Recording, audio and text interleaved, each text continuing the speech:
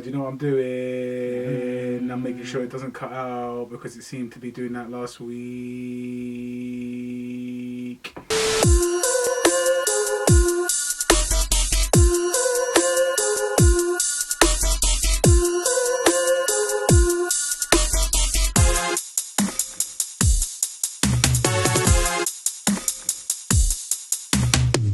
Welcome back, everybody, to the Sweet Science Podcast. This is episode 27, 252. Yeah? One day still. Yeah, so episode 27 of the Sweet Science Podcast with myself, Fat Mouse. Who else we got here? I'm Cash with a K and not C. Oh, yeah. I keep forgetting you've updated that. It's hard. Tier 4. We're back. I'm in tears. It's crazy. I was at the gym. Obviously, this is Cash was saying, "Oh, you can talk about tier 4. You're going to talk about the gym." I was at the gym, and that's when we found out that we're going into tier 4. And I was like, "This is my final session." Our final session. I was raging. As you can tell, we're back. I was raging, but yeah, man, we're back there. I'm gonna keep up the thing at yard this time. I'm not gonna lose momentum. My bike. Finally, the Apex bike that I ordered a year ago. 17 years ago. They hollered and they said it's arriving on Monday. So this is going to drop on Tuesday, which means it would have arrived and I would have used it for a day already.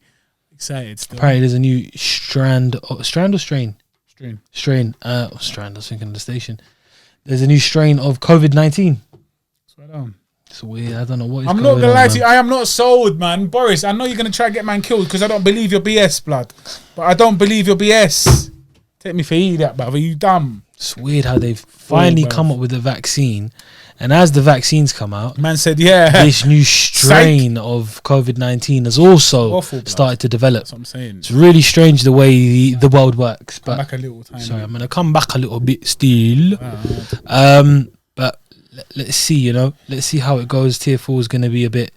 Like again, the one thing that they've done to just like enrage man more is that you can't even leave the city. You'll get arrested. Man, is that true? We're going to another city. That's what Did you see St. Pancras and them places yesterday? The way people took flights one time. Dipping. Everyone's getting money was trains. long, I'd be gone. Go on. As soon as you hear something, I'm out of here, boy. You mad? Maldives.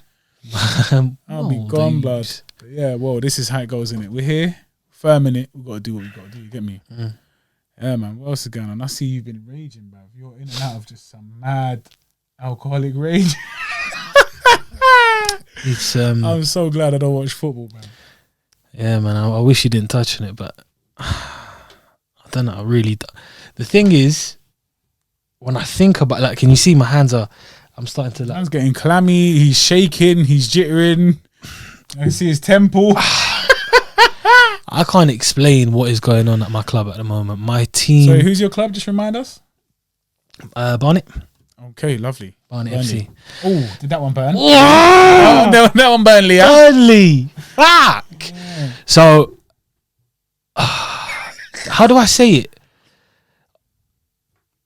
I was not sold. Yeah, I was sold. Let me be honest. I was sold on Mikel Arteta. Yeah, I believed Arteta was the man to take us forward. This transition period. So since Arsene Wenger left, I knew it was going to be difficult. We've seen it with Manchester United with Sir Alex Ferguson. Yes. When Fergie left, they brought in numerous managers, and still to this day they are struggling. But with Ole Gunnar Solskjaer, they have.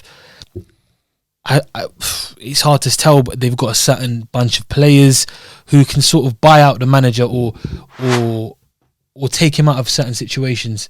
And at the moment, Arsenal don't have that. So for me, it was Arteta came in, kind of steadied the ship, but he managed to get by with the players he had. Yeah? What we all expected going into this summer's transfer window, the one that's just gone by, is he would shift to dead wood. Yeah? Because there's a lot of players from the old regime. We've still got about 6-7 players who played under Arsene Wenger. Yeah? And then we brought them into under Emery, and Emery didn't shift them. Arteta's come in, didn't shift them. These guys didn't move. They're on huge contracts. Why would they leave? In the middle of the pandemic, where clubs do not have money to pay.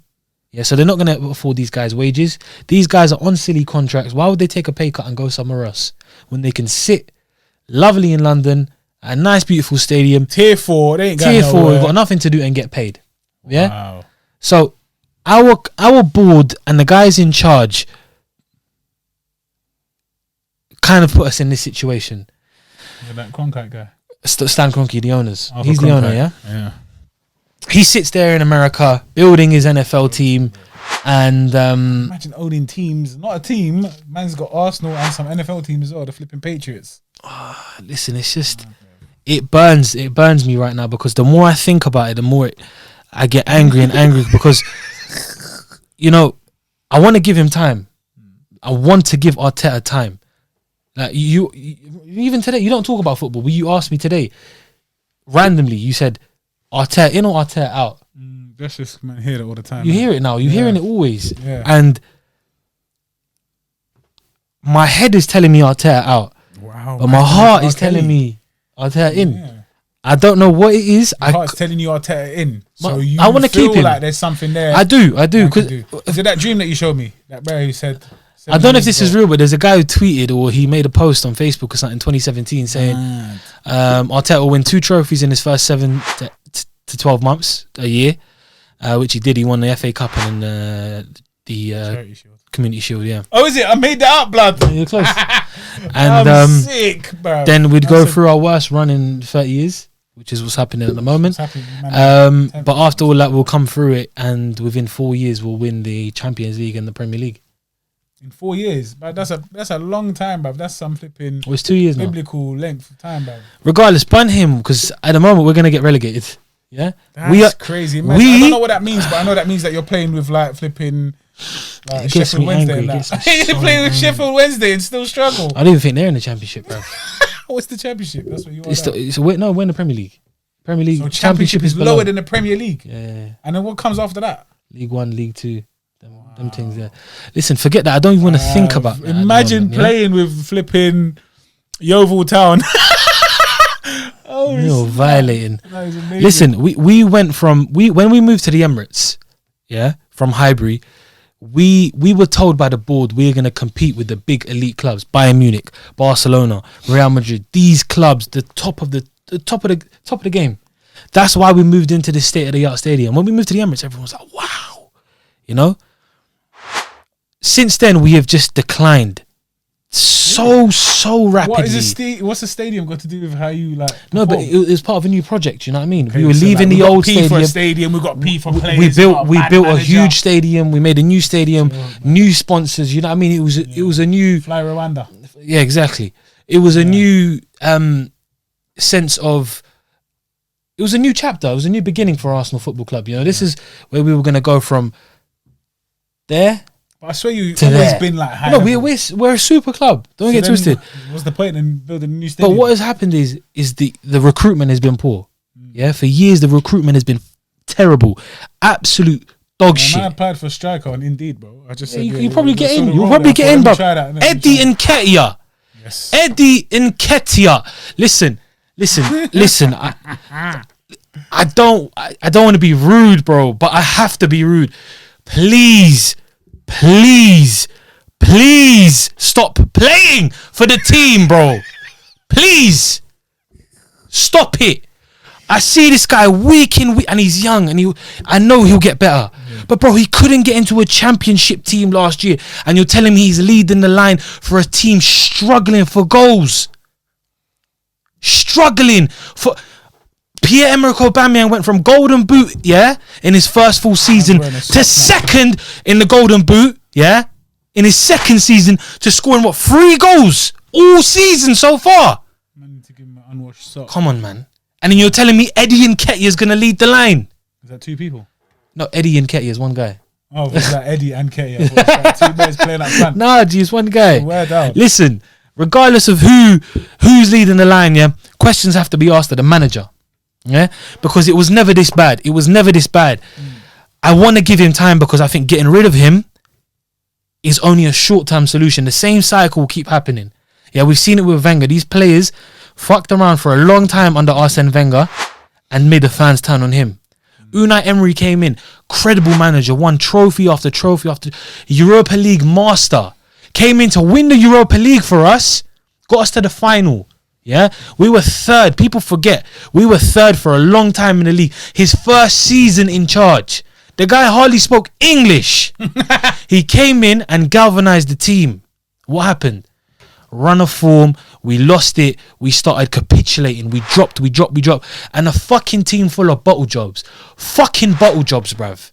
Absolute dog shit. No heart. They only play for the name on the back. They don't play for the name on the front. And that's what pisses me off. They play for themselves. Nah. They want to look good for the cameras. Hector Bellerin, do my hair, model, wearing all these things. But bro, if I was on that pitch, regardless, if you play for Arsenal Football Club, you need to understand the mentality you need to have to play for that team. It's huge. It's bigger than life, bro. Yeah. Do you get me? Yeah. And these men do not understand it, and they sit there and collect their money. Don't try. People stroll it. Willian! I met this guy last year, fam, in Novikov for my birthday, yeah? Right yeah, we went for dinner. I saw flipping Drake and Sam's. As a joke, I said to my man, when you come into Arsenal, bro? I said to him, when you come into Arsenal, because obviously his boys with David Luiz, they got a restaurant in London together. And I'm hearing he's got some problems at Chelsea. He might be leaving. And he started laughing. He's like, I was thinking to myself, maybe he's chatting worse. Bro, we got him. And I said to my boys, I was like, bro, a 32-year-old on the contract he's coming with, he's getting P's. What are we doing? We're meant to be moving forward, no? And you're bringing in a 32-year-old who's coming towards the end of his career. Why would Chelsea let someone go who's that good? For free. Arsenal bring him in. And he has done fuck all. Nothing.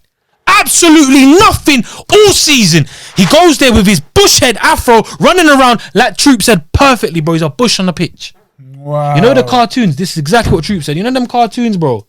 Where the bush moves from one place to the other. That's what he does on the pitch. And my boys are like to me, he's a baller, bro. He's techie. This. Give him a chance. How can I give a 32-year-old who's been in the league for 8 years, 7 years, a chance? Nicolas Pepe, £72 million. Give him time to adapt. Bro, if you cost that much money, you hit the ground running. Simple as that. Hold on, who did they pay 70 whatever £1 million to? The guy? No, to Lille, the club that we signed Nicolas Pepe from. I don't know how none of this works. And bro, I know there's a player in there. Forget all of that. The players are not Arsenal standard. That's it. Simple as that. But then questions to what?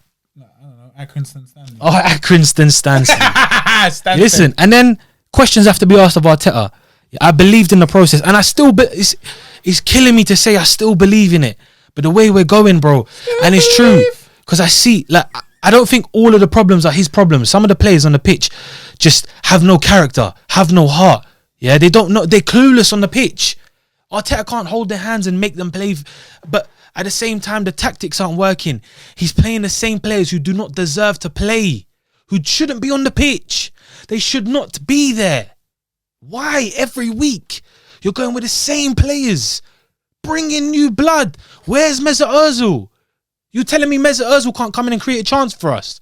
You must be insane. William Saliba, you signed a £30 million centre back who's 18, 19, and he doesn't even get into the bench. He's not even in the squad. And you're telling me Rob Holding can start and captain the team? Listen, half of the players, they're not dead. They're not shit. We over exaggerate because we were finishing 4th, 5th, 6th with these men in the past couple of years. This is all an excuse right now because we're on such shit form. But they got no confidence, and the truth is coming out now. They are not Arsenal standard. So now people are starting to we got by and we just kept saying we were okay with it. Arteta, I want to say he's the man. I want to see it work. But bruv, the way it is going right now, I cannot see it going anywhere except for God forbid, bro, for relegation for man. Like, bro, wow. You know what I'm saying? I can't wait to do that. Imagine Aubameyang, bro. Imagine Aubameyang in the Championship, broski. Thomas Partey must be upset. I met him in, remember? Yeah, he just moved, didn't it? Marbella, I said to him, yo, come Arsenal. He come through. You listened to him. It's making me angry. I'm getting heated. But Mikel, man, if you're listening, Mikel Arteta, bro, please. Listen, you're shooting yourself in the foot. I don't know if he's stuck, like a puppet, bro, and he has to do what the board are telling him. Because from the way he talks and the way he came in at the beginning, some of the decisions he's making doesn't seem like him. From what I've heard anyway. Yeah, bro. Like, there's some decisions and some things like there's players in the team that have got agents who are close to the board and close to the technical directors. And it's just, I think I don't know if he's being sort of pushed into a corner where he doesn't want to be. And he obviously he's going to be the scapegoat. He's the manager. But at the same time, there's certain tactics, there are certain decisions he's making that aren't helping him. And he's making him, when he came in, he was the messiah, bro. He was the next man. Everyone loved him. Pep said he's the man. Pochettino said he's the man. Wenger said he's the man. He's going to be the next superstar. And he did it. He come in and steadied an absolute rocking ship. Won us trophies, won us something. And we're going into the new season thinking, yeah, this is it. This is it. And then what happened? That is mad, blood, how a team can go from that to that. So 4 months, bro. 4 or 5 months. Oh, what? So because the manager's dead or the guys are dead or it's just their team? Like, I don't even know, bro. I'm not gonna lie. By the way, guys, sorry, I know this is the Sweet Science podcast, isn't it? And I know what we talk about, but this guy's been steaming. I don't think he knew this. This is an impromptu breakdown, isn't it? He's just going mad. But he needed to release because he's talking to me in the car and I have no idea what he's talking about at all. Listen, I don't want to continue going on because there's a lot to cover. But my final point is, you asked me just now, is it the players, is it the manager? It's both. I feel as though the players... Scrap the whole thing, man. Just start supporting Liverpool or something. I can't do that, never. But listen, forget that, yeah? If he doesn't change anything, no matter how much faith the board have in him, young, he's... sharp, intelligent. He's got all the attributes. You know what I mean? There's only so far a team can fall before you have to cut ties. Before you have to say, this is it. I can't do this. We can't do this no more. 15th for Arsenal is beyond a joke. How many? 20. Whoa. 20 teams in the league. You're on the bottom 25%. Bro, I think we're on 14 points from 14 games. That's a point a game, bro. That's dang. That is absolutely... We are literally closer to the bottom of the table than the top. That's amazing. Yeah? We are 4 or 5 points off relegation zone. It is beyond a joke right now. It is beyond a joke. And if Mikel does not fix this, we are going to drop deeper and deeper and deeper. There are certain things that have to change at the club. The Deadwood has to go. If he doesn't get results, he's got to go. If he starts to get results, but they're not as good, get a couple of wins and we start losing again, and give him his time. But obviously, if it gets to that point where there is no turning back, if it gets to that point where we're looking like we're gonna go, or there is no hope, which it actually looks like right now, bruv. But we've got the January transfer window coming. He could bring in a few players. Hopefully, it galvanizes the team and they come back. But bro, he needs to get rid of the Deadwood. And start fresh. We need to give him some time. I believe in him. I still believe in him. I think he's the man. But time isn't on his side at the moment. It's a result driven business, and if he doesn't get the results, ultimately, no matter how good or potential you have, you're a goner. You're a goner, mate. You're right there, though. You look like your sugar's dropping. Should we top it up a bit? Shall we? Yes, please. Give you a smile, yeah? That's a damn. There we go. Look, he's back. Look, he's back. I'm back. All right, cool. So, guys, without further ado, that was his little section where he just had a little nervous breakdown. We are about to go into the dessert review of the week.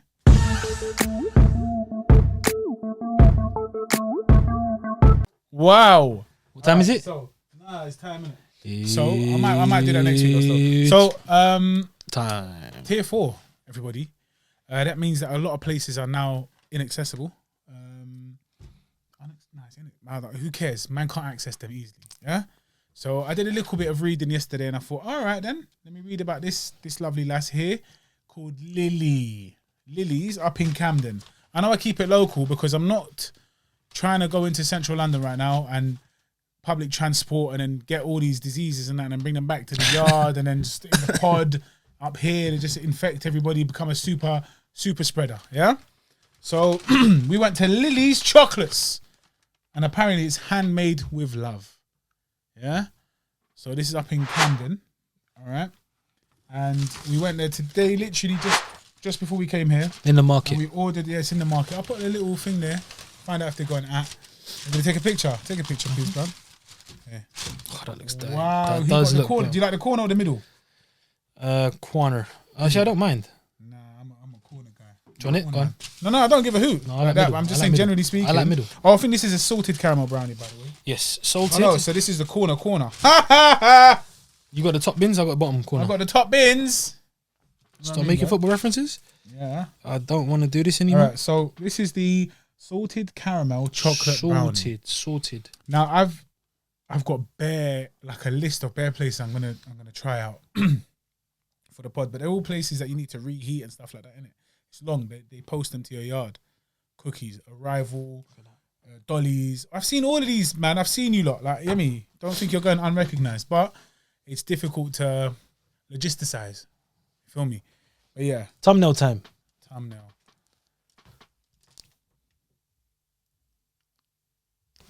Yeah, I keep forgetting. I'm waiting for someone to take a picture. All right. So let's not waste no time. Yeah. So this is a brownie. Again, we've said this before. We've done, but it's not the first time we've done a brownie. Brownies are difficult to score in terms of appearance because they're just brownies, innit? But like, I guess the top, when it has that kind of different lighter color and it's all crackly, I guess that's a good sign. There's little bits of salted caramel. It does look like a good brownie though. It does. I don't know if it feels that one. To Arsenal. Yes. To Arsenal. Oh, that broke away nicely. So I'm going to say for appearance, as far as a brownie goes, right in the middle in terms of like, it's nothing special, but it's nothing dead. So it's 8. 8 out of 10. It's a brownie, innit? Mm-hmm. You get me? It's just a brownie. I'll go for appearance as well. For myself, I have to be honest. It looks like a good brownie. I'm going to give it, but obviously it's not. Yeah, it's not out of this world. It's an 8. It's an 8. So 8's across the board. But I suck your mother. Wow.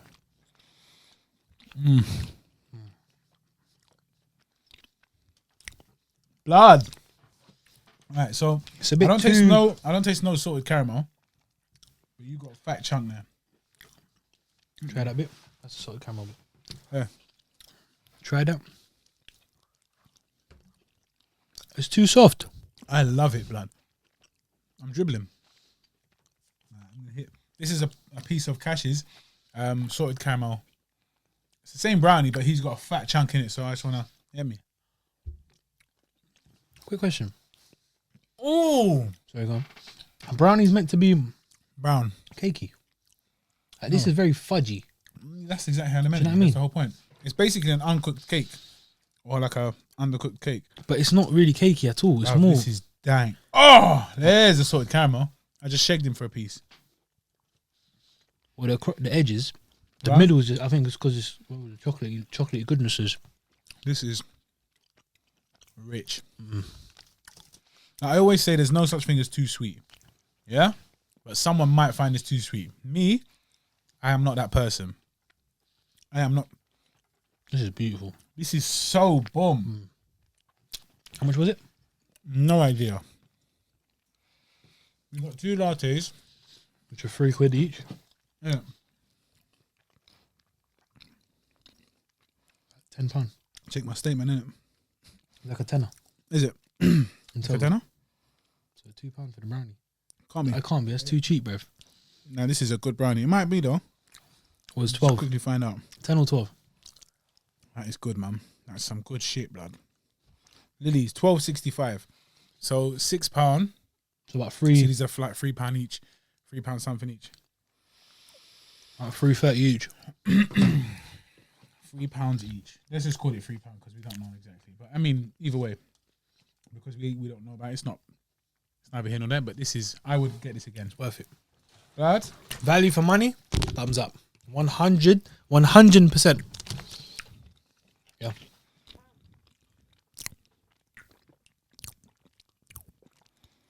I really want to do that mukbang thing. I keep trying it, but I feel like it's so butters. I don't know how these people make them sounds, but they have to go. They all choose to do that with the way they eat. No. No, don't have crumbs. Have that. I'm having crumbs. Finish that. I will batter that, blood. Yeah, go on. You're not having it's a salted caramel pot. You don't like salted caramel? No, I do, but too much. Here, open up. Don't you dare, bruv. Man was ripped. Here, man. He's contemplating opening his mouth. I want that. Idiot. Oh, dang. All right. Let's go. Honestly, I loved it. Same. 10. No question about it. No shadow of a doubt. 10 out of 10. That was a good brownie. That's a very good brownie. That was a very good brownie. Lily's. Well done to you, Lily. The lady that served us was called Ingrid. I was like, all right. Who? Was it Ingrid? Ingrid. I was like, that's a German name, isn't it? She goes, I said, no, I can't remember. I said something like that. And she goes, oh, no, actually, I'm from Brazil. All right, then. But that is a German name. She was like, yeah, it's a Germanic name. I was like, all right, cool. I thought you said it's Caribbean. What? No, it's German. I don't know, It's but I German. was just looking at brownies. The brownies were so dank. Lily's chocolates, Camden. Fantastic. Can't go wrong. Well done. Well done, Lily. Wait, if only flipping Arteta could perform that chocolatey, then he might do well.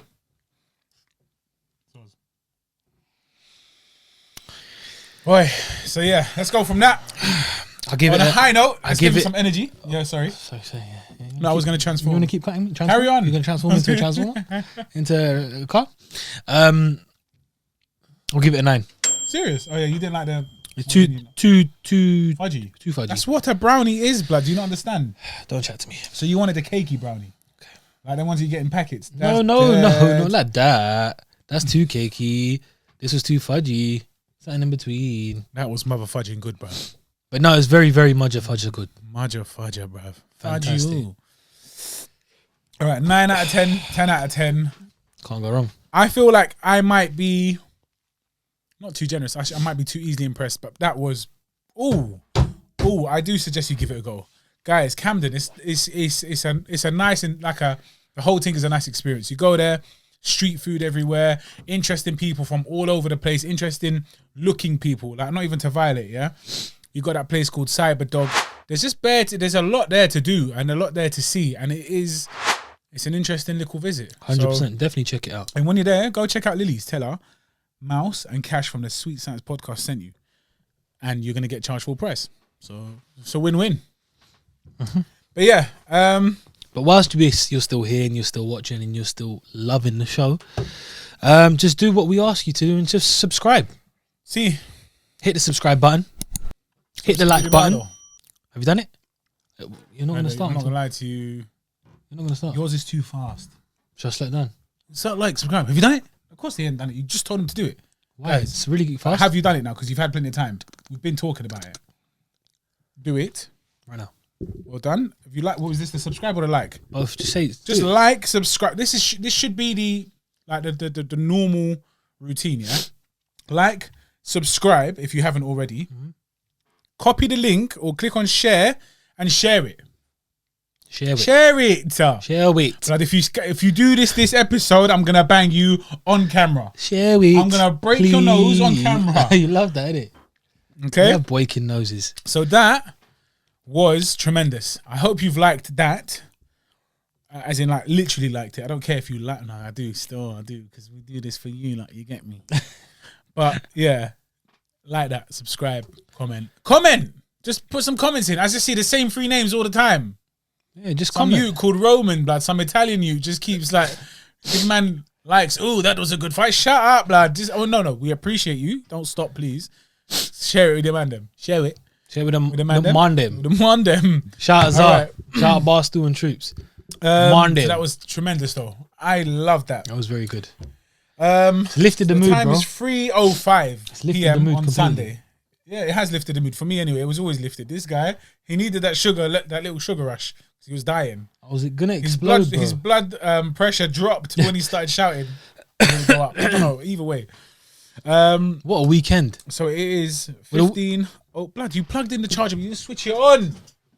I'm silly. It's 3:05. I'm shy. I'm a little bit shy. There you go. It's charging. It's 3:05. So about 12 hours ago, we witnessed some madness.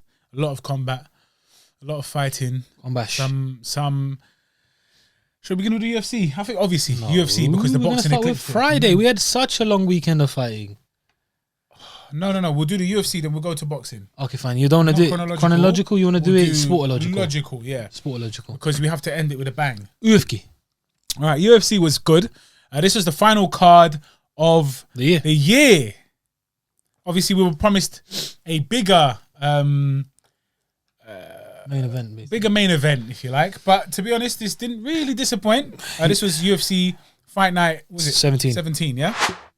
Obviously, the main event being Wonderboy Thompson versus Geoff, Hands of Steel, Neal. I do like it when the names rhyme.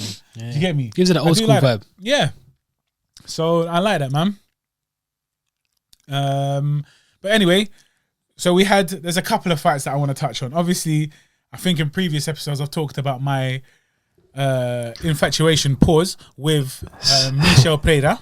But that guy is... You love this guy. Are you right there, mate? You're trying to sneeze in the camera? You love that guy. That guy is just an absolute specimen. Tall, flowing locks like myself. Do you get me? He's built like a tank. He is an athletic, nimble. I love that. I just like mobility. The guy does flipping Russian backflips at weigh-ins. Like, the whole thing is just... He's just an impressive guy. Yeah? What Michel, you're a G, blood. Versus Khaos Williams, who I only found out yesterday. That's not his real name. It's not. It's just the name. It's his name. Is it Kylin or something? Yeah, Carlin. Carlin, that's it. Carlin Williams. But because he was in bin before, so he was locked up, he was incarcerated for some small portion of time. Apparently it's because he was a bit of a chaotic human being, and he caused carnage. But he's left that life behind him, so well done to you, Khaos. He did that thing again, which I think now he's trying to turn into a trademark. I don't like it, if I'm going to be honest. That staring non-stop as the opponent walks out. But he was in the octagon. He just starts dancing his way to the octagon. This isn't anything new, but it's really, really funny when you see what Khaos Williams is doing. Boom, just staring at him like a goddamn serial killer. This reminds me of like a lion staring at a gazelle right before he goes over and chews his head off. From 0 to 60 in under 3 seconds, she outperforms a Porsche. The whole time. I didn't really like that. Once it was brilliant because it shows that you were locked in. Now it's just becoming something that you want to kind of trademark and coin, but... I don't really... It's just a bit weird, isn't it? If you didn't actually blink, yeah, that's a bit mad. We can't confirm that you didn't blink for that whole time because Michel Perreira was dancing coming out and he was loving it. He was just all la cucaracha, and you were just like rage. You built up some anger. Man's neck and shoulder muscles started tensing up, seized up, slowed you down in the fight, mate. Whereas my man just come out all smooth and flipping... Chupacabra. Yeah, so... Very cool, calm, collected. Ricky Martin botched. Remember that? Yeah, he said botched. He come out looking all good. He come out warm, smooth. This guy smooth. No, but you can't understand. You're literally digging, bro. I don't know, man. Just stop. Every time you throw me off on a tangent, I come back with some weirdness. But yeah, fight was good. He's an animal. Was it what we expected? No. The fight was I thought fireworks all fight. Mm-hmm. But to be fair, Khaos did try and bring some chaos. I feel in like pockets. So tell them the decision, obviously, and then we'll tell them the decision. There you go. So it was a decision. It was 29-28 across the board, I believe. Tell them the decision. Tell them 29-28 across the board. Yes, I think it was unanimous, exactly 2-1. 2-1, and it was controversial to some.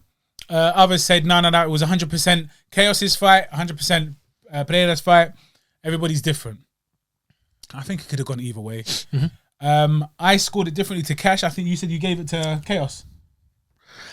When I watched it live, I gave it to Khaos in the moment. I never watched the fight back. I watched highlights of it back. And then when I watched highlights of it, I had it a draw. Ooh. I think if I watch it again, then I'll have it Pereira. And then I have to just... I don't know. It was that close. It was one of them fights we spoke about it previously. How do you score? Exactly. What do you prefer? Do you prefer ground control? Do you prefer someone holding you, controlling the ground, looking for submissions? Or do you like the guy coming... Because, listen, every Michel Perreira fight I've seen, yeah? I said Perreira, bruv. Perreira. Every Michel Perreira fight I've seen, he has done what he wanted to do and very comfortably. Yes. He was visibly too comfortably uncomfortable yesterday. Yeah. Because the way I described it yesterday with the Mandem is if you compare him to FIFA football, he's a 5-star skiller. He's a 5-star skiller. You know them flashy, they like to do the but they moves. can't really finish all the time. Some of them can. Okay, so they can. But he's a 5-star skiller. Yesterday he was more like a 3-star. Okay. He was not, and like they said, no, he wasn't doing anything flashy. He tried a couple of like weird off the cage, Superman punch and he that. tried a couple of Superman punches. It wasn't working. It wasn't working. It wasn't working. It was just really silly. It wasn't working. But I think he just did that for entertainment factor, which is what he does it for in the first place. But place. I feel as though he didn't come off the way he wanted to. But he shouldn't have. What do you mean? You got to choose when to do that. You can't do that. Like when you move up. No, I'm not talking about him flashy. I'm just saying he didn't do what his normal stuff. Yeah. But I'm saying that has to be credited to Khaos. Yeah. I feel Khaos was on him, landing bombs, bro. Yeah, so bombs. There was a few things that I rated him for, and Michel Perreira still went ahead with what he did. So that that front kick that he tried a couple of times, almost every single time, he'll catch it and then counter with a big right. And Michel got countered every time. Or most times he tried it. And then obviously he adjusted later on. But he kept doing it. And that could have got him into a bit of a problem because Khaos may have been able to just knock him out with a big punch from there. So if you tried it once and it didn't work, I would say try something different. Again, I think it was DC noticed that as well. And he said well done. He's gone for a head kick now instead. And you can't really catch that. All you can do is block it. You can't do too much as a result of that. Or off the back of that as a counter fighter, a counter puncher, a counter striker, you can't do too much. So he made some adjustments. Striking wise, Khaos won hands down. It was close, but Khaos won hands down. I believe the only thing that clinched it for Michel Perreira is the fact that was it second round? What, the takedown? Yeah. No, the takedown was the first. I can't remember if it was first or second round. Second and third, I think. No. Oh, is it second and third? Yeah. So the takedown, the first one, right at the end of the second round. At the end of the second round. We almost submitted him. He almost submitted him. He so amazing. One little slip and then Perreira was all over him. He jumped on his back, grabbed him, got under the chin. It was tight, as they said. It's tight. And then 4 seconds left till the end of the round. So it just wasn't enough time. Even the bell went off and I saw him. He didn't want to let go. Yeah, he didn't want to let go. Because he was hoping he would just sleep there. And then they'll be like, oh, was it? And then it could have been a controversial thing. It was a bit of a risky move, that one, to be honest. But he did not want to let go. But that won the round for him. That won him that round. So the second round goes in because of how dominantly he ended it. Given 10 more seconds, it would have been over. Yeah? Going into the third round now, he upped his game. He definitely threw more strikes than he did in the first round. This is now round 3. And he got very active, but so did Khaos. I don't like Khaos' his stance, man. His feet are... He's very flat-footed. He's very flat-footed. Like they pronate bare. So he looks very basic. Yes. Doesn't throw a lot of kicks. I think that's his style. He's very basic in the sense that he's not flashy. He'll just knock you out. He just sticks to the basics. And again, he tries his best to do them very well, which he does. Like he just really wants to take your head off. And every punch was with bad intentions, which is always good. I know that sounds like it doesn't make sense. Oxymoronic, but it does. Every punch is with bad intention. He did light him up a few times. Credit to Perreira. He just kind of shut him off. A couple of these licks hurt him. He looked like he lost balance a little bit. I don't know if his legs went or, like I said, he just lost a little bit of balance. These things happen. The third round, it was pretty close, but I would say 100% it went to Perreira. Again, a second takedown. So two takedowns of 2 attempts in favor of Michel Perreira. And that's what won the fight for him, in my opinion. It was very, very close. Very close. And like you said, it depends on how you score it, how you see these things. But for me, taking somebody down and just disarming them. Like, obviously, it's amazing when you get the submission. That's why you win the fight there and then. But what I'm saying is just controlling them, it's like it's a form of humiliation. That's why I see that you win the fight through that. Just through that. Do you get me? You can win the round, through that. Just controlling them on the ground. He couldn't do nothing. Khaos couldn't do anything. He, I think knowing what to do in that situation or in that position, he didn't really know. His hips, he kept it away, and he did sort of what he needed to do to avoid getting submitted, but he couldn't really get out of it. I don't know if he broke out at all, but ultimately it was a tough fight, and Michel Perreira said it was a tough fight. He felt it was a tough fight for him, but it's done, and it was very, very close, very close. I think the right decision was made. Maybe because I've got, do you know what I mean? Because I'm on this boat, innit? Do you get me? So maybe there's a bit of bias there, but like I just like his style. I like that. It was same. So do I. I think it's fun to watch. He's exciting, and yeah, like you said, it could have gone either way. So I wasn't mad at a decision for Pereira. I wouldn't have been mad for chaos. Yeah, it was either way. It was one of them 50-50 fights. Even if it was a draw, it wouldn't have been a wrong decision. It is what it is. You go with what you like. The judges, and Pereira wins. He moves on. So, good win for him. Good win? No. Let's watch in terms of momentum. Momentum. Yes. Does it highlight a few things? Yes, because you have to remember, Khaos is what we just said. He's quite a basic fighter. He's just got power. He's got the power to put you to sleep. But other than that, he doesn't have that much. Do you get me? So he needs to be very careful. He's very limited in his attacks, but so he needs to just be very careful. Khaos was riding a good win in his last fight. Yeah. The momentum sort of was with him. Pereira came in and got the victory. So but he has to build on like a 7-win streak anyway as well. So it's not it's just because Khaos came off some mad knockout. Yeah. You know, and people a bit behind him. He's fresher. So again, recency bias. Again, that's what it is. More to prove as well. So yeah, no, it was good though. It was a good fight anyway. Early on in the card. Yes. And Pereira moves on from here. Maybe he gets a title shot next year. He called out Showtime Pettis, who also... I win, you win. Go fight. 2 weeks, 3 weeks. Go, Anthony Pettis. Made a return to the thing. He was on the prelims. He was on the prelims, which is disrespectful, but understandable. Do you get me? Understandable. He's been in the game for 10 years. He won, but he went to points. He lost the first round very clearly, and then he just made the adjustment. So very, very well done though. But he called him out. Is it a step down for him to call him out? Or does he just know that he's now only because there was an interview with I don't know, because Pettis now said he's going back down to 155. Yeah, he can't really bang with the heavier guys. In my opinion, Pettis isn't a 170 pounder. No. Especially not now anyway. No. These guys are too big and too strong, too young, too hungry. Anthony Pettis. I think 55 is his division. So I'd watch it. Pettis is always in fun fights. Yes. So I'd watch it, but I think Pereira would probably... I think just the battle off the launching off the cage. Massacre him. Like. Yeah. I think so. He's got reach advantage. He's huge. Even they're both athletic. They're both very athletic. And like I just said, they'll both be jumping off the cage. Superman, Spider-Man and kicks Batman. and Showtime kicks and all that madness is the Avengers, bro. It would be mad, innit? Just give him a shield and some flipping laser Captain America versus Iron Man or something. No, it'd be Hulk versus Captain America. Anyway, so that was that. Then you got Aldo, Jose Aldo, who fought Chito Vera. Yeah, Chito Vera. Marlon, that's his first name. Marlon Chito Vera. Marlon Chito Vera coming off some, he's got the hype behind him. He just beat Shane O'Malley.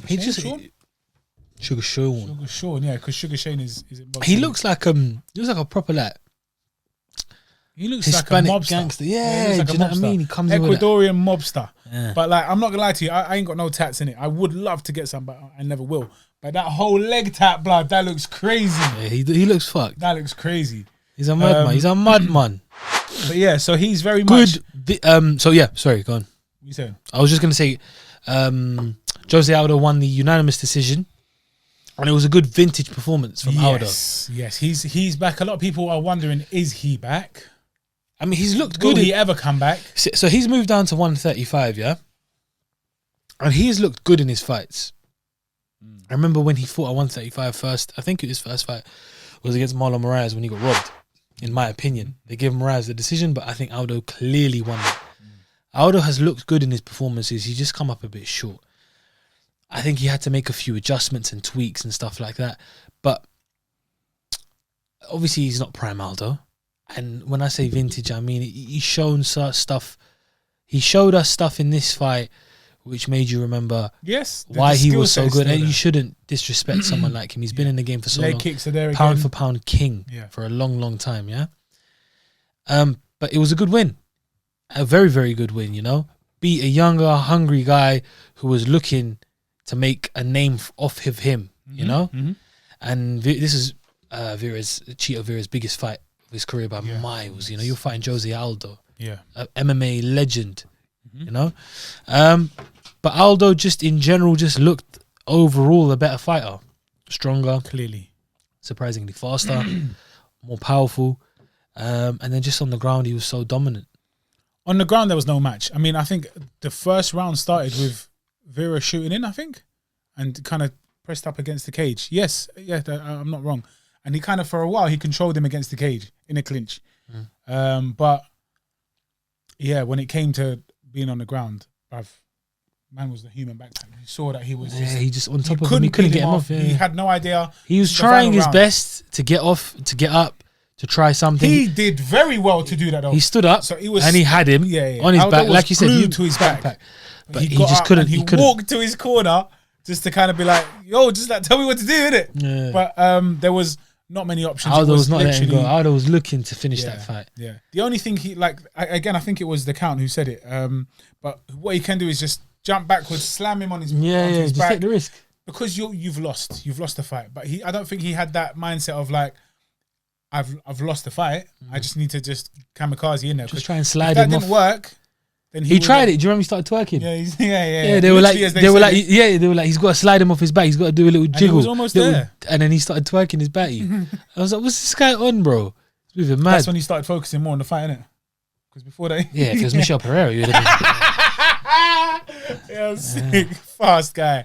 I'm fast. I'm fast. But it was good though. Like Chito Vera did very well, but class, just levels in it. Yeah, It was that's no what match. it is. It was Yeah, no yeah. match, man. In terms Literally. of, like you said, man.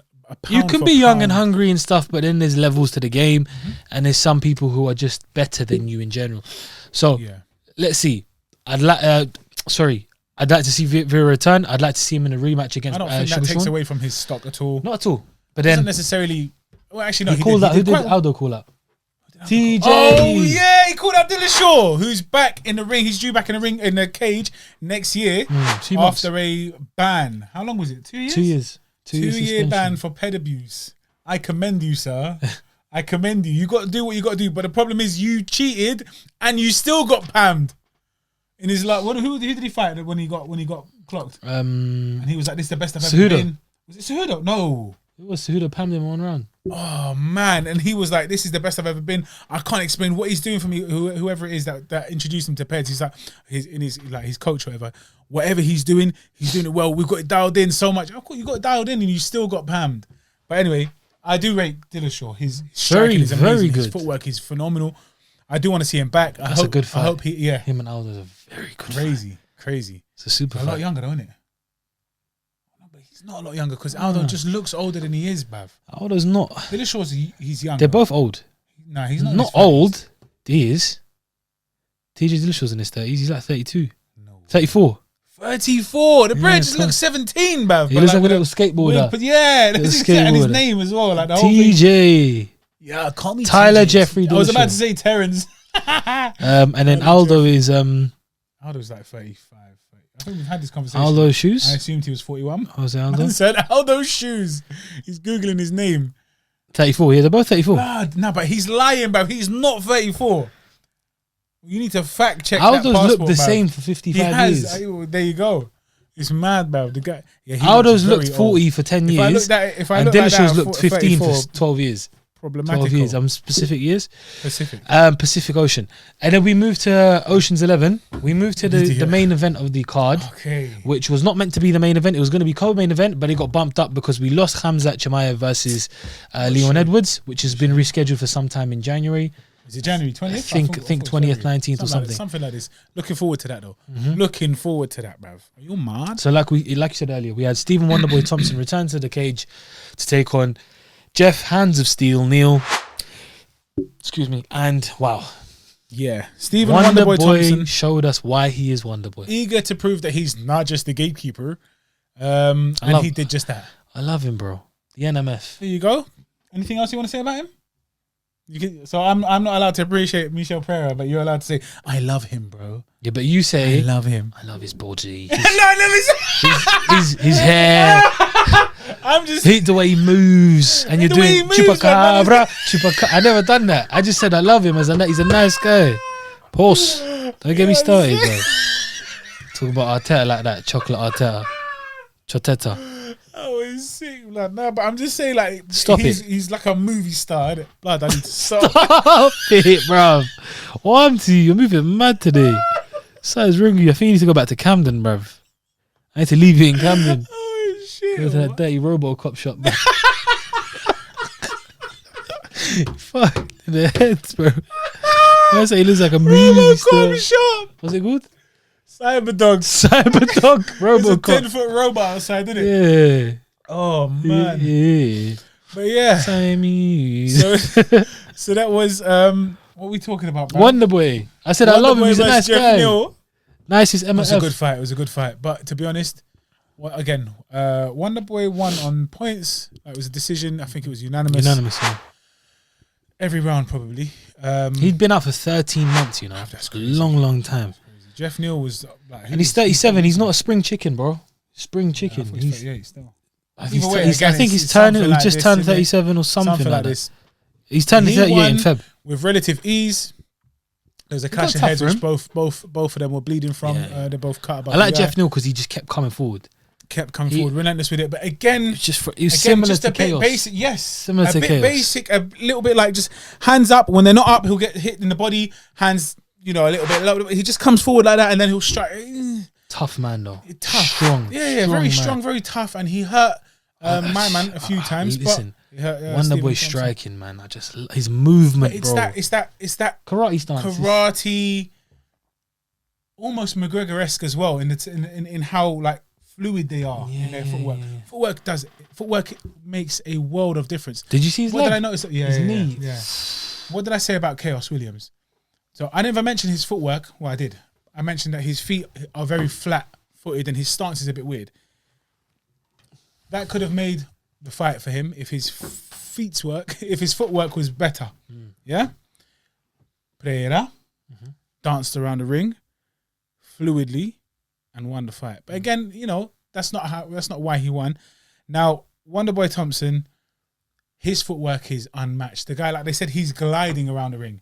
He's gliding around it. And that's what he does. He uses the bounce to kind of feint his or mask his advances, and then bam, before you know it, he's done a side kick into your gut. You get me? So it was good, man. Geoff Neal, strong, durable, ultimately no match at all. Just for Wonderboy Thompson, who is back. It was a good performance, man. He looked sharp. He looked so sharp. Actually, I respect the fact that he called out.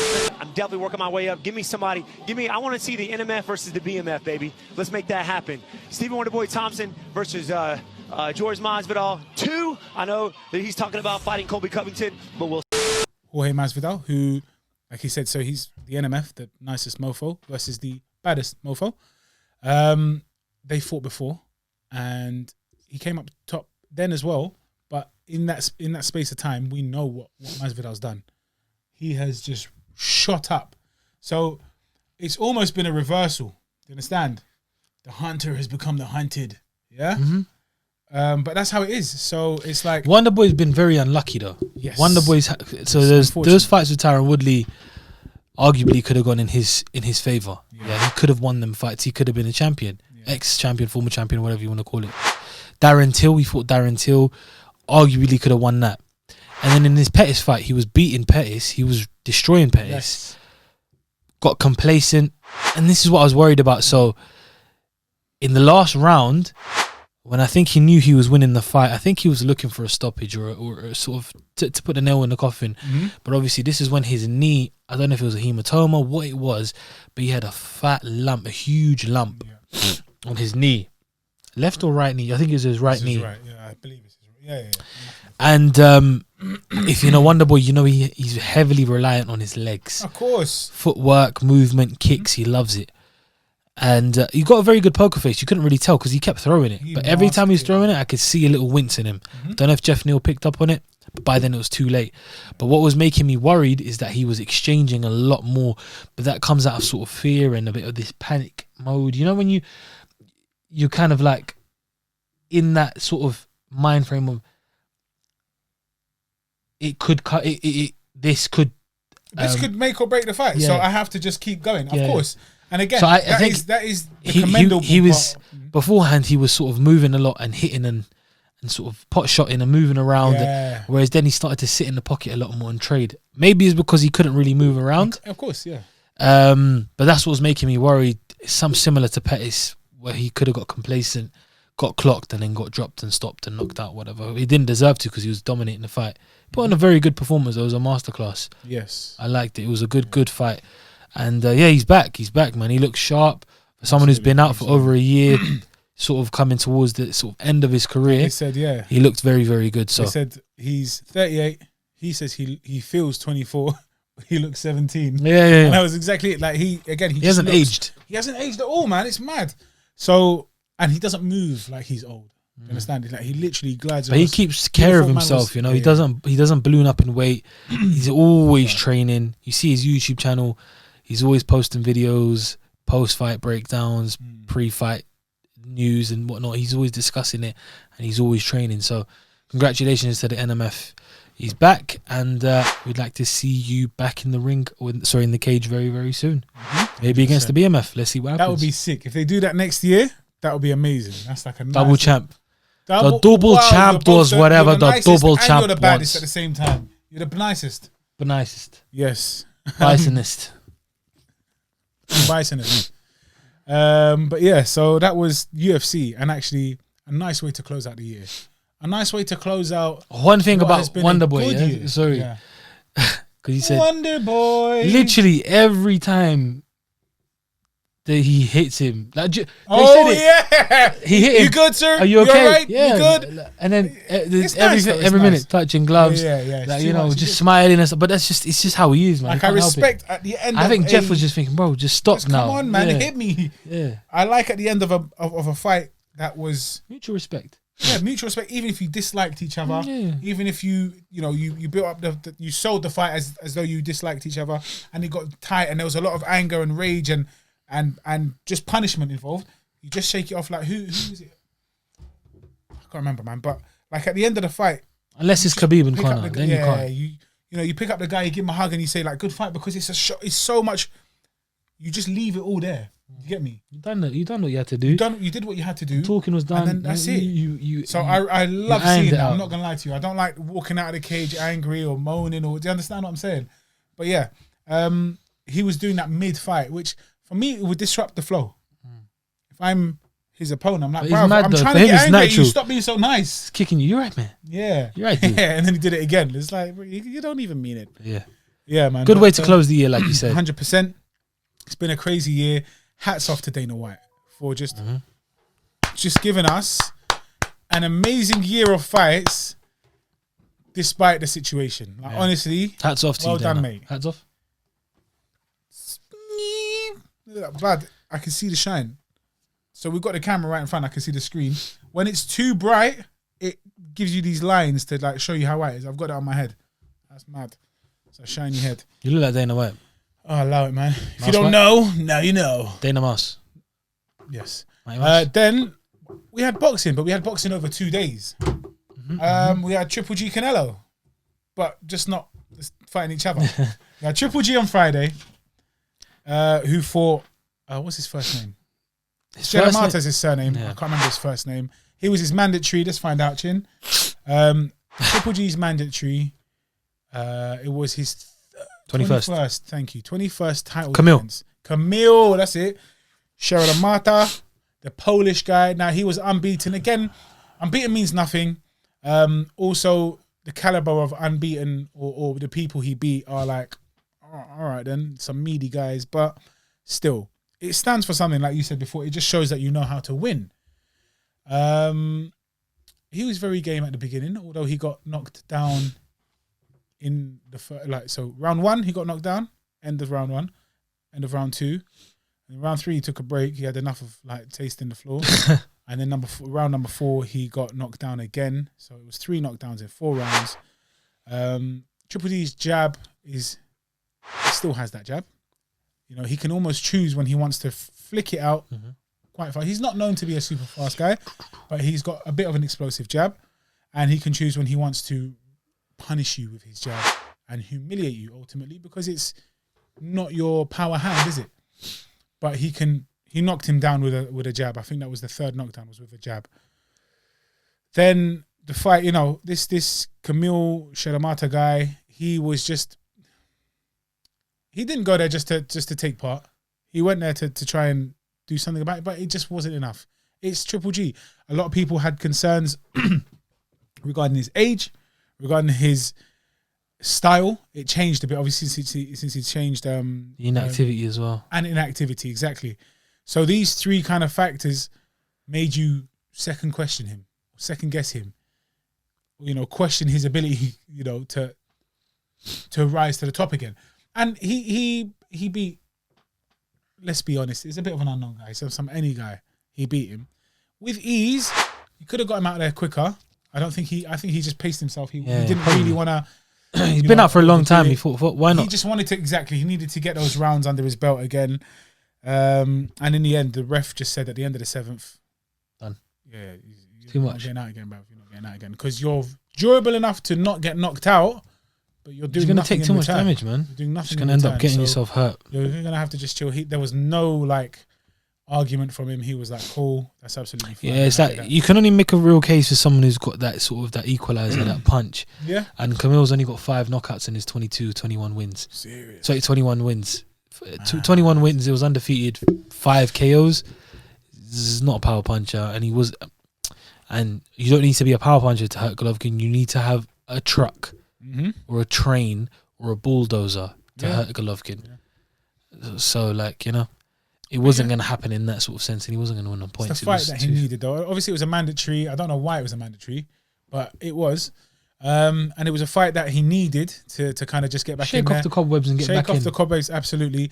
The cobwebs, are they one shaking off? One thing I noticed, we both said it as well. Now that he's taking his strength and conditioning serious, he's got a strength and conditioning coach, finally. Apparently, we never had one before. He looks lean, strong. Yes, like, he's always looked strong, but he looks in better shape. He looks so cut. He's never fleshy. Yeah. But he just didn't look as he defined. Exactly. Yeah, so it was good. I don't know about Golovkin. Like, I like Golovkin a lot. I really do. I just don't know if this was a great performance. And again, is it a case of, well, you're in there with some substandard opponent, so your performance is substandard. Happens, yeah. Exactly, which is very common, and you can make that argument. Or happens all the time, yeah.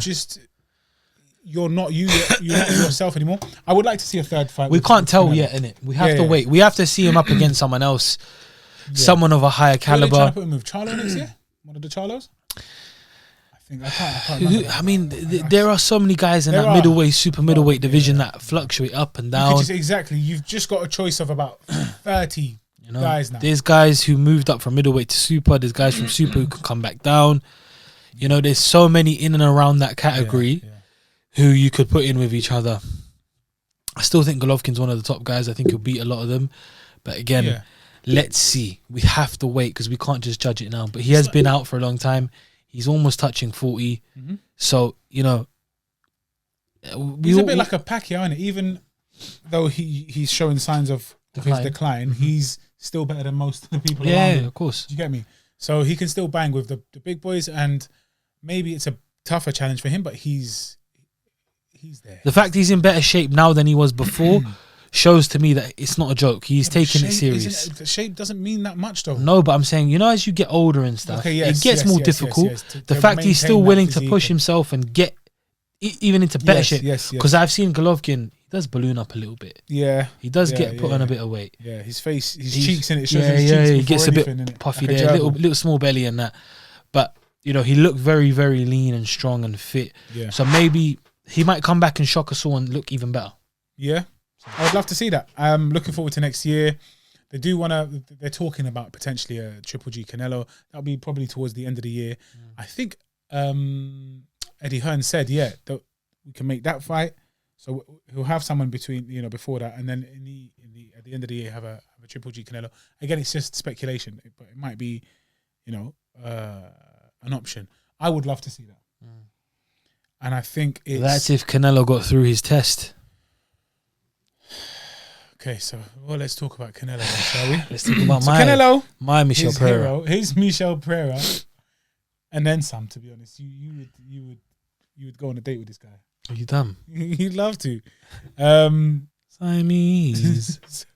Triple G. Triple G. What's the Triple Canelo. Triple C. Saul Canelo Alvarez challenged, actually, Callum Smith for the Ring magazine. I don't know if the Ring magazine was on the line, though. He had it. Must have. And what was the other? It was WBA and WBC. WBA and WBC. Thank you. 168 belts. Callum Smith from the UK, Liverpudlian Scouser. Unbeaten, 27-0. 27-0. 19 knockouts. 19 knockouts. Not particularly, not a great resume. Let's be completely honest. But I'm not taking it away from him. He is a phenomenal boxer. He's a good fighter. Very good fighter. That his highlights, or his standout fights haven't been phenomenal. George Groves, the guy was all right. I mean, I'm not a huge fan of George Groves, to be perfectly honest. But I've been a fan of George. I had Groves winning that fight. Wow. I thought Groves was going to go in there and win that. But again, unbeaten, very, very good. One of three brothers. Four brothers, thank you. Who, one of whom had already fought Canelo. Paul Smith, and lost. Liam Smith, Stephen Smith, Callum Smith. Yeah. So that's hella Smiths, bruv. Took on Canelo, who is 54, 1-1 or something like that. Is it 54? Yeah. The only loss, obviously, coming from Mayweather, and a draw with Triple G. Arguable, but I gave it to Triple G. Who's his first draw against? His first draw was in his fifth fight. It's a joke team fight. Fifth fight against Jorge Juarez. Yes, Jorge Juarez. And it was in the Auditorio Fausto Gutierrez, Morena, Tijuana, Mexico, on the 17th of June 2006 as a 4-rounder. And Jorge Juarez was a superstar. So, the height. Let's address a few things. Obviously, we know this because we've spoken about it, but the height difference was it was a whole foot-long subway. Bro, I cannot lie to you. Yeah. I was that it didn't mean nothing, but I was so shocked when I saw it. Obviously, you see, it was huge. It looked like when David Haye fought Valuev. The height difference was humongous. It was a lot harder at the first few rounds, and it was very difficult for Canelo to land any headshots because you just couldn't reach them. You couldn't reach. But I'm not gonna lie to you. The commentators, I disagree with them. Who was it? It might have been Sergio Mora, who said that he likes the way he's come down a little bit. I don't like that. Bruv, you've got the height. I can't remember someone said that. Using that height. I know you don't want to expose your torso, but use your jab to keep him away. But forget all of that. I'm not telling you how to win or how you could have won because you lost. And actually, he was quite game. He did try to go in there. And I think the game plan was wrong, though. The game plan was wrong. And to be honest, the power had no effect. Your punches had no effect. Canelo had no respect. And that's how round after round he was able to close the distance inch by inch by inch and then just sit in there in the pocket with you and dominate. You couldn't land with your longer reach. Your uppercuts, I didn't like them. You tried them so many times and I didn't really like them. He missed a lot of his shots. It's not even about missing. It's about where they're coming from. He comes down so low to throw the uppercut. You shouldn't need to. His head is in line with your nipples, bruv. Just from here, at full height, just dip in slightly and throw the uppercut. Why are you going to go down and hit him on the belt? Do you get me? He was bending his knees a good, I don't know how many degrees is that? 30 degrees? 30 degrees. So he's brought down about 4 inches of his height. The one thing that he had that was an advantage, you negated most of. Do you get me? And then you're uppercut into the body, leaving your fat, big, giant head exposed. Sorry, bro. Exposed to counters. Like, it made no sense. You're right. The game plan was all wrong. And then his brothers are like, in between rounds, well done, well done. What is this team of yes brothers? Do you understand? Like, I'm so angry because I really wanted. I don't dislike Canelo. I don't dislike him. You do. No, you don't dislike him. I hate him. You hate me, so you hate people I love. I love. Okay? So I don't dislike Canelo. I think he is a phenomenal boxer. Can we just make one thing clear? He's beatable. No. Let's make one thing clear. He's the best fighter on the planet. Yes or no? He's pound for pound. He's the best fighter on the planet. Yes. No, I agree. Why are you saying it like that? Like you don't want to say it? No, because I don't want to say it. He has to be. It is. You cannot argue with the guy's resume. Canelo, with the way he goes in. The thing about Canelo is he's got too many tools. You understand what I'm saying? That's what I'm saying. That's what makes him the best. A punch. He can take the best punch and it doesn't affect him. Mm-hmm. Look at how Canelo, Triple G. I don't know anyone who punches harder than him that's landed that flush on Canelo, and he just completely walked through it. To add to that, his defense is impregnable. Do you get me? Again, it's like they only just noticed that Canelo's head movement, just the head, is something special. Pouring from his nose. It's like they just noticed it last fight. I'm gonna find pictures pre-fight of his face and post-fight. He looked the exact same. It's a mirror image. It's a mirror image. Just a bit of sweat on him and a bit of Vaseline. The guy is incredible and people need to start giving him credit. He started... Horse meat. Fuck the horse meat for a second. Eat that horse meat. Yeah? Cherry pick. Forget the cherry picking. The guy fights everyone and any... People talk about cherry picks here and there, like the Khan fight and then the Julio Cesar Chavez Jr. fight and a few guys here and there.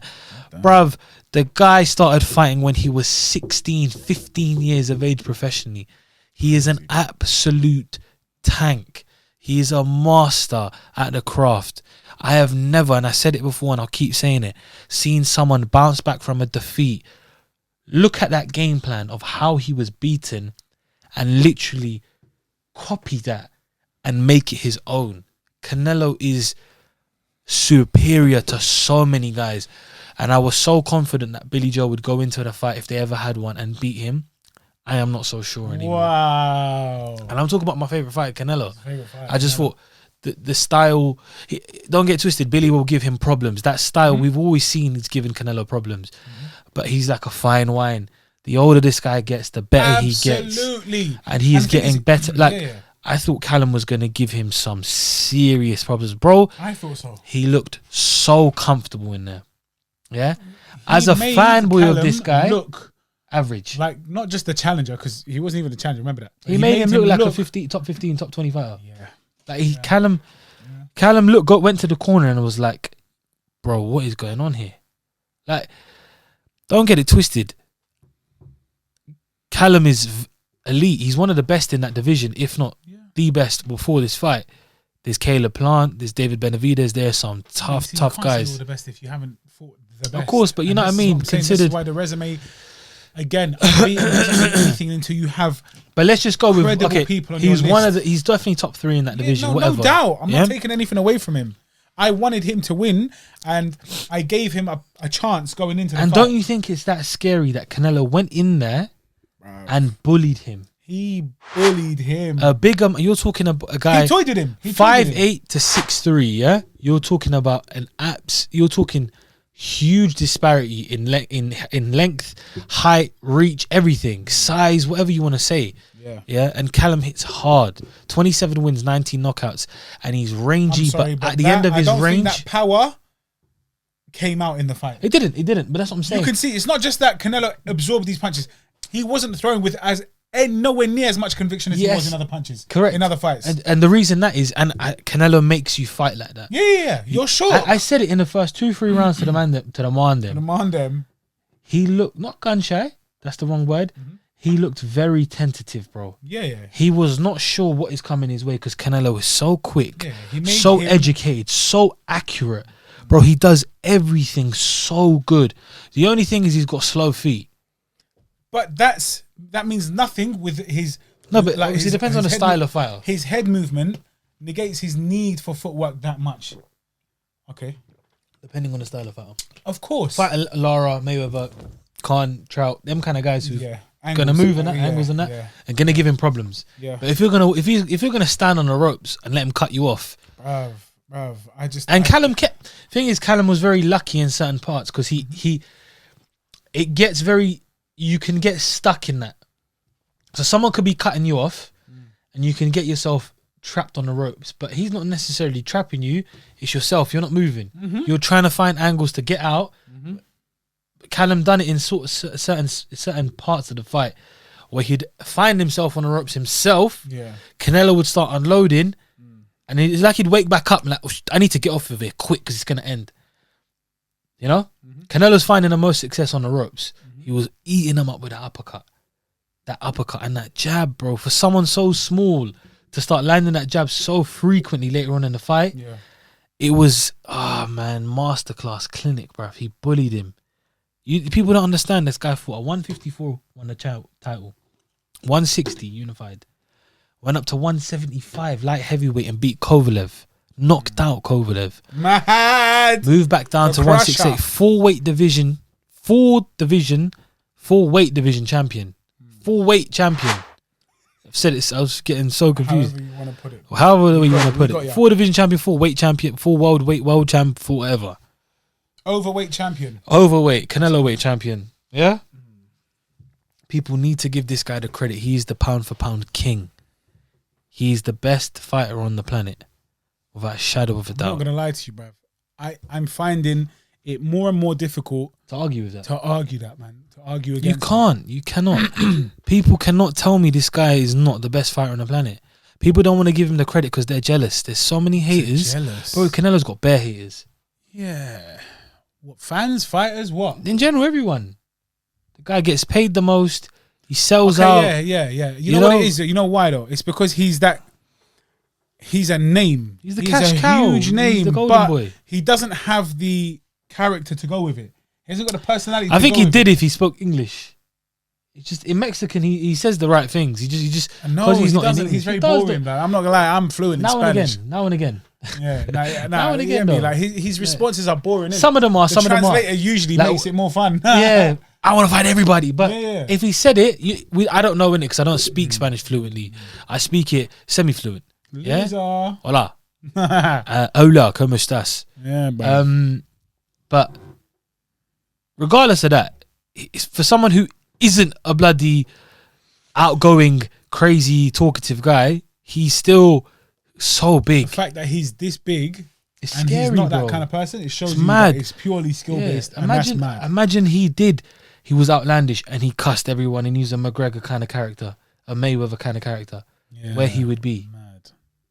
That's crazy, bro. It's ridiculous though because he's super elite, and like they said, the commentators are saying, I don't see anyone beating him. Who do you think, apart from Billy Joe, unless he moves up to heavyweight, where at heavyweight he probably still beat him? No. I think Billy Joe's a very good matchup for him. Billy Joe's style will give him serious problems. Yeah, we've seen that in the past, but Billy Joe is now the best to do it in that sense. I want to watch the Triple G trilogy for that. But all right, listen. We're gonna go from his 40th fight. Yeah, blood. I'm just gonna tell you the names and tell me. Some of them yes, some of them no, whatever. But I can see, man. Kermit Cintron, Shane Mosley, yes, Josecito Lopez, mad. Austin Trout, Crazy. Mayweather, Alfredo Angulo, Erislandy Lara, James Kirkland, Miguel Cotto, Amir Khan, Liam Smith, Julio Cesar Chavez Jr., Golovkin, Rocky Fielding, Daniel Jacobs, Sergey Kovalev, Callum Smith. If you're not a boxing fan, you will still know at least half those names. Does that make sense? And we go further down. That's crazy. We go further down when he was relatively unknown and a smaller guy. Guys like Ryan Rhodes, Matthew Hatton, Alfonso Gomez, Carlos Baldemir. Oh my! You know, days. Jose Cotto. This is Cotto's brother. Yeah. That's the first fight he actually He's got pammed hella brothers, bruv. This guy's sick, you know, man. like there comes a time where you just need to say, you know what? Credit where credit is due. You are the best. Mm-hmm. He is that good. He's he good. does He's everything good. almost perfect. Yeah. The defense is Again, it was phenomenal, bro. It wasn't the way his lateral movement, it wasn't like the whole thing. It was just his head. It's just he just enough, moves. just enough. Perfect. To get that skim past, and you're still in a position where you could do something about Shot selection. Flipping hell, bruv. And he was pot shotting. He didn't look tired at all. You know, that feint that everybody said, oh, look, he feinted with a jab. And, you know, and it wasn't even a jab. I don't understand why they did that. But he threw a jab, then he threw his right hand here, and then he threw an uppercut. I don't know if you saw that. Where did this look like a jab? I don't know. It pissed me off that several experts said he feigned a jab, but he threw the left uppercut. He threw this mad thing up here. You know, it's just a bait, kind of like a... It's just any kind of thing in it. To me, do you know what's weird? It felt like the zone was on Smith's side more than Canelo's side. Really? Yeah, it did. To me, I don't know the commentator. Obviously, Canelo left the zone.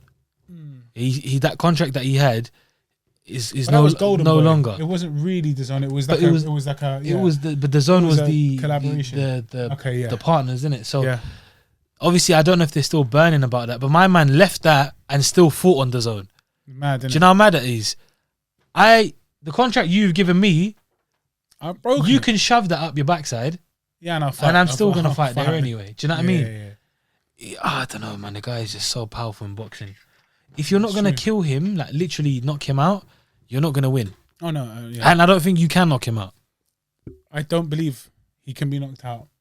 Maybe if you go up to like heavyweight and get someone really heavy, like a better BF, strong puncher, Bivol, them kind of man. But he's going to be so tough. The guy is the elite of the elite. He is the best. Absolutely. Errol Spence Jr. said he wants to move up to 160 in the next couple of fights. That's a very good fight for him. Billy Joe Saunders is a very good fight. Yeah, I do want to see him in Golovkin 3. I just want to see a dust up. I want to see a war. Yeah. And I think Canelo can put the nail in the coffin this time. I think now he's like most likely. That was such a good performance, man. Yeah, no, of course. He in the third fight. So this fight now, if he has one with Triple G, this is where he's most likely going to win convincingly. You know, I've not been convinced the previous two. You know this, innit? One was a draw, okay, and the other was I think the first one Triple G won that quite easily, 2-3 rounds. But when I say easily, it's quite clear to me. But this is like something that you can argue over. You can argue over less close fights. So I understand whatever in it happens, but it's just crazy, man. It's his third fight. If he fights Triple G again, especially soon, so like next year, late next year, he'll win convincingly. He just looks so good, man. He's getting better and better. Well, he's about to go FaceTime him now and undress for him, because it's obviously what he's excited about. But yeah, I mean, guys, this has been basically 2020. What? That's the thing, isn't it? Michel Perreira undressing. Oh shit! Oh, blood, minimize that. Delete my history. That was basically. These are the last events of the year. We're not going to see any more boxing until January 2021. I was going to say 2020. 2021. Next week we've got nothing to talk about retrospectively, so what we might do is something else. Surprise you guys. Yeah, we're gonna discuss, you know, what to cover next episode. Maybe I'll get Mikel Arteta on the show next week. Maybe we'll talk just football. You get me? But yeah, guys, this has been episode 27 of the Sweet Sides podcast. I've been your boy Fat Mouse. We've been doing this for half a year. Mad. That's crazy, man. Thank you for the support. Thank you. We started all of you. We're starting to see a bit more movement. There is traction. Don't get it twisted. We do appreciate it. So keep 100%. Supporting. We enjoy doing this, and just give us feedback. If you enjoy watching us, please do subscribe. Hit the like button. Do comment. Like he says always, make sure you share it to everybody and anybody. Just send it out. I know it's a bit annoying, but just do it. Just send it out to everybody. People, oh, what's this? Oh, you know what it is? If they block you, know it was for a good cause. No, it's for a good cause. WhatsApp me and tell me that you got blocked because of that, and I'll be your mate. How about that? Man. But yeah. All right, man. I've been boy Fat Mouse. I've been my boy. I've been your boy Fat Mouse. This has been I've been Cash with a K and not a C. We've been the Sweet Science Podcast. And till next week. See you all. Not next year. It will be next week, which is still within 2020. So I'll see your asses next week. Enjoy Tier 4. Yeah. Oh, yeah.